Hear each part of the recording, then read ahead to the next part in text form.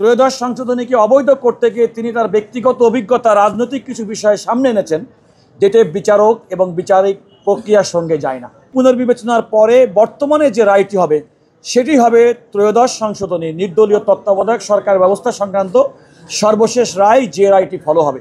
আমরা যেটা বলেছি যে এই যে রায়টি, কেন জনাব ABM খায়রুল হক সাহেবের রায়টি আমাদের পুনর্বিবেচনা করার প্রয়োজন। উনি এই রায়টি প্রদান করার ক্ষেত্রে আমাদের বিচার বিভাগের একজন বিচারক, তার যে সীমারেখা, আমি বক্তব্য বলেছি, তিনি সেই সীমারেখা অতিক্রম করেছেন, যেটা আমরা ইংরেজিতে বলেছি জুডিশিয়াল ওভাররিচ। অর্থাৎ পার্লামেন্ট একটা আইন করেছেন, ওনার রায়ের মধ্যে উল্লেখ করা আছে ত্রয়োদশ সংশোধনী যে রায়টি করা হয়েছে পার্লামেন্ট, বৈধভাবে পার্লামেন্ট সেটি পাস করেছেন। বাট যে ব্যক্তিদেরকে দিয়ে এই অন্তর্বর্তীকালীন তত্ত্বাবধায়ক সরকার ব্যবস্থা গঠন করা হয়েছে তারা অনির্বাচিত, জনগণের সঙ্গে কোনো সম্পর্ক থাকে না এবং তাদেরকে একটা গোষ্ঠীতন্ত্র হিসেবে উল্লেখ করা হয়েছে। আমরা বলেছি এটি হচ্ছে একান্তভাবে তার নিজের অভিমত। দ্বিতীয়ত হচ্ছে এই নির্দলীয় তত্ত্বাবধায়ক সরকার ব্যবস্থা, যেটা সংবিধানে সন্নিবেশিত করা হয়েছিল, যার মাধ্যমে বাংলাদেশের মানুষ 1996 সালে এবং 2001 সালে ভোট দিতে পেরেছে এবং অনেক বিতর্ক সত্ত্বেও 2008 সালে নির্বাচনও মোটামুটি গ্রহণযোগ্য হয়েছে। সেই নির্বাচনে জনগণ ভোট দেওয়ার সুযোগ পেলেও তিনি আলটিমেটলি জনগণকে প্রতিপক্ষ করে এই রায়টি প্রদান করেছেন।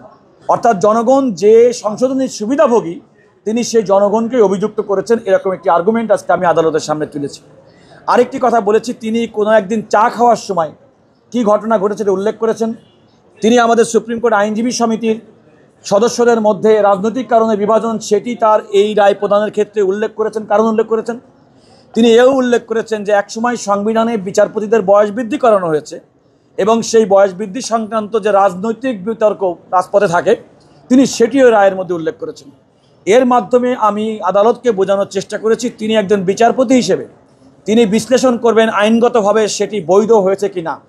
এই বৈধ ত্রয়োদশ সংশোধনীকে অবৈধ করতে গিয়ে তিনি তার ব্যক্তিগত অভিজ্ঞতা রাজনৈতিক কিছু বিষয় সামনে এনেছেন, যেটা বিচারক এবং বিচারিক প্রক্রিয়ার সঙ্গে যায় না। সে কারণে এই রায়টি আমরা পূর্ণাঙ্গভাবে বাতিল চেয়েছি এবং আমরা বলেছি যে 7 জন বিচারপতি, যার মধ্যে 4 জন তত্ত্বাবধায়ক সরকার ব্যবস্থা বাতিলের পক্ষে ছিলেন, 3 জন ছিলেন রাখার পক্ষে। আমি ফাইনালি যেটা বলেছি আদালতের সামনে, যেহেতু সংবিধান এবং আমাদের আইন মোতাবেক সুপ্রিম কোর্টের আপিল বিভাগের তার ইতিপূর্বে প্রদত্ত কোনো রায় বা আদেশ পুনর্বিবেচনা রিভিউ করার ক্ষমতা আছে, সেই ক্ষমতা বলে ওনারা এই রায়টি পুনর্বিবেচনা করতে পারেন এবং এই পুনর্বিবেচনার পরে বর্তমানে যে রায়টি হবে সেটি হবে ত্রয়োদশ সংশোধনী, নির্দলীয় তত্ত্বাবধায়ক সরকার ব্যবস্থা সংক্রান্ত সর্বশেষ রায়, যে রায়টি ফলো হবে। এখন এর কনসিকুয়েন্স হিসেবে আমরা বলছি, যদি এই আপিলটি যদি অ্যালাউ হয়, অর্থাৎ আমরা যে রিভিউ করেছি সেটি যদি অ্যালাউ করেন, তাহলে পূর্বের যে রায়, খায়রুল হক সাহেবের যে রায়, সে রায়টি আমাদের আর বিচারিক, আমরা বলি দৃষ্টান্ত, প্রেসিডেন্ট হিসেবে সেটা থাকবে না। ওনারা আজকে যে রায়টি দিবেন সেটি। আবার যদি কোনো কারণে আমাদের আপিলটা যদি নামঞ্জুর করেন, তাহলেও কিন্তু একই রকম কনসিকুয়েন্স হবে। সুতরাং ওনারা যেটা বলবেন আলটিমেটলি সেটাই হবে ত্রয়োদশ সংশোধনী সংক্রান্ত আমাদের বাংলাদেশের বিচারিক প্রক্রিয়ার সর্বশেষ রায়।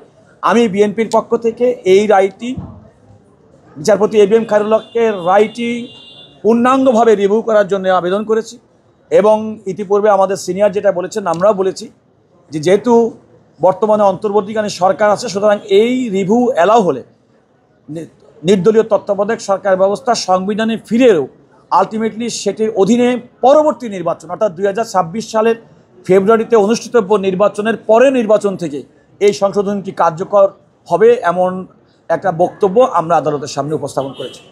তার যে রাজনৈতিক বিশ্বাস, এটা এই রায়ের মাধ্যমে তার ব্যক্তিগত রাজনৈতিক বিশ্বাসটা প্রতিফলিত হয়েছে।